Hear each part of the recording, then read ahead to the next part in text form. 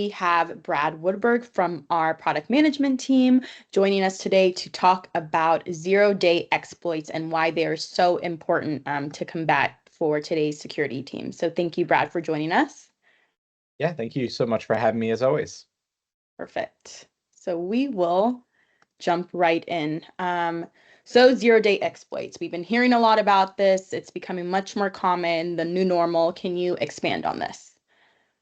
Yeah, so this is something that we've been seeing a lot of when we talk to our customers, when we talk to our MDR team, which does managed detection and response for customers. One of the most common ways that attackers are getting in are through edge security systems. Now, as someone who has built edge security systems, firewalls, remote access systems, there's even others in the form of like remote file gateways and things like that. It's a really hard job. So definitely empathize with the vendors out there. But the reality is that this is not just a blip or a momentary thing that happened in time. We are consistently seeing a large deluge of new CVEs that are critical in nature, critical CVEs, and oftentimes 0 days, meaning that the attacker knows about it before the vendor does, which also means that there's no patch available by the time that the attacker starts compromising systems. So even if you have the best patch management in the world, you're still at significant risk. This isn't isolated to any one individual vendor, and we know that customers do need these systems. So it's not like you can just remove your NGFW or your remote access solution. You do need these as part of your security, as part of operating your organization. But yet they are really powerful in the hands of attackers. And so one of the things that really makes this, I think, so critical is the fact that when an attacker is able to compromise one of these systems with some of the CVEs that you see scattered on the page here, firewalls, remote access gateways, file services. These are typically privileged systems. So not only do they, control what traffic is able to move throughout the organization, but also they often have credentials that are used for authentication, that are used to integrate with internal services. So not only can the attacker change policies, disable visibility like logging, but they can also use it as a launching point with privileged services and credentials to be able to further extend their attack. Because at the end of the day, while this is the way in, it's not the ultimate target. They are trying to get access to critical applications, critical data, other things. This is just a means to that end. But it's a very powerful means because it's almost there.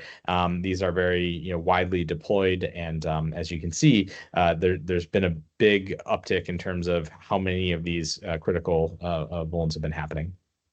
Yes, definitely. I mean, this is, as you mentioned, like this is a trend that is becoming more and more popular, and they're so important because they're essentially targeting critical infrastructure to, achieve their goal, right? So this is very, very important.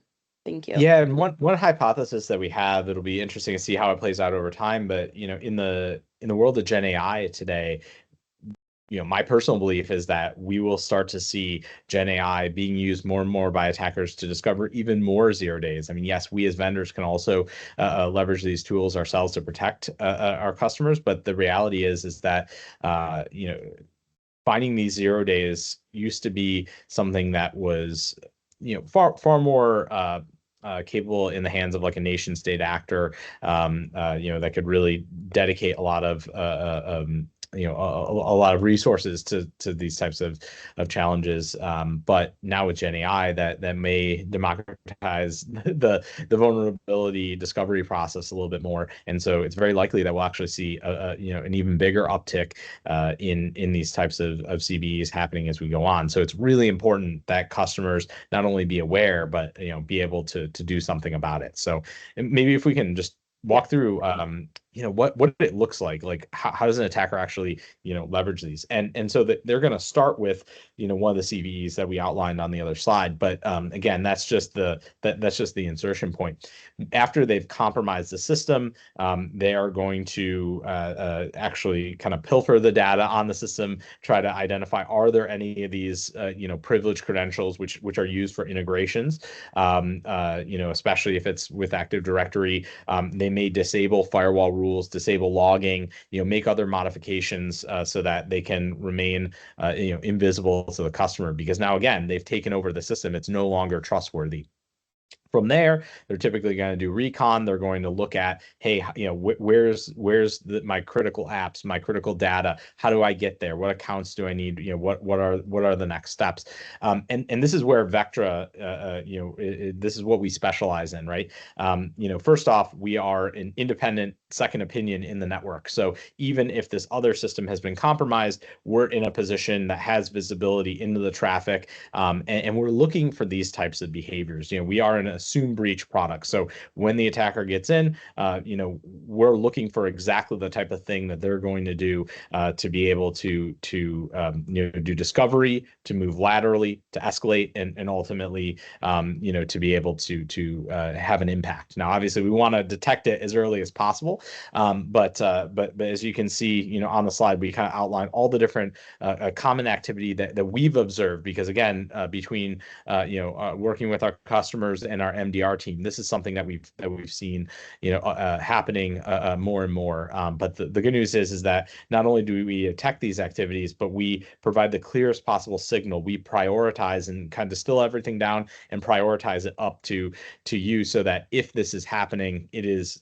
a big flashing light in your environment, and either we can take some automated action, or we empower customers to have that visibility so that they themselves can go after it. So yeah, that's kind of a day in the life of an attacker when they get in, and what they're going to do, what it might look like in your network and in our product.